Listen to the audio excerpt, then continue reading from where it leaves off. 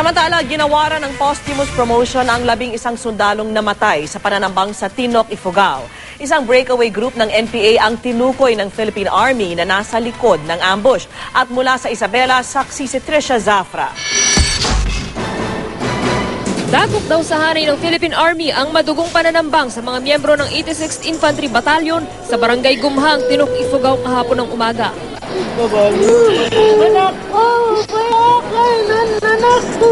Pero walang dudang mas masakit ito para sa mga pamilyang nawala ng mahal sa buhay.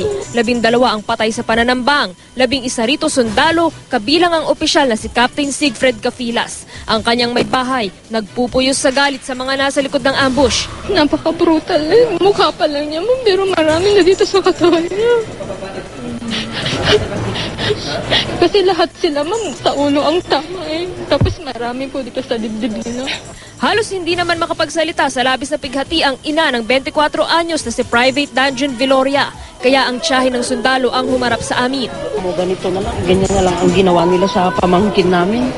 Sana man bigyan ng hustisya ang pagkamatay ng pamangkin namin. Sa 12 nasawi, isa ang sibilyan.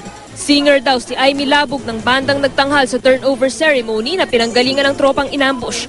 Lulan siya ng sasakyan ng army nang tambangan ang convoy. Sabay babawa po dito sa pizza ko at to the rest of the soldiers po. Sana man lang nakonsensya po kayo sa pinsan ko. Buhay po sana siya pero tinuluyan niyo. Bukod sa mga nasawi, 3 ang sugatan kabilang ang isa pang sibilyan. Isa sa mga nakaligtas si Second Lieutenant Nimrod Lavapies na sakay ng pangalawang sasakyan sa kanilang convoy. Sasaklolohan daw sana nila ang unang sasakyan na siyang napuruhan sa pananambang, pero pagbaba niya ng sasakyan, nasagasaan siya at naipit ng 6x6 na truck na kasunod nila. Dahil pasigsag ang daan, hirap daw silang makita kung ano ang nangyayari. Sabi pa ni Lavapies, 30 minuto raw nagtagal ang palitan ng putok, pero sadyang marami raw ang kalaban. Doon lang doon sa first vehicle na hindi namin nakikita, parang meron pa doon na gradual na, pero dito sa amin, kasi meron sa taas, yun lang at least makapag-return fire man at. Tukoy na ng mga otoridad ang grupong nanambang sa mga sundalo, ang breakaway group ng NPA na Sandatahang Sangay Platoon Ifugao. Lawless armed group ito, mga terorista ito.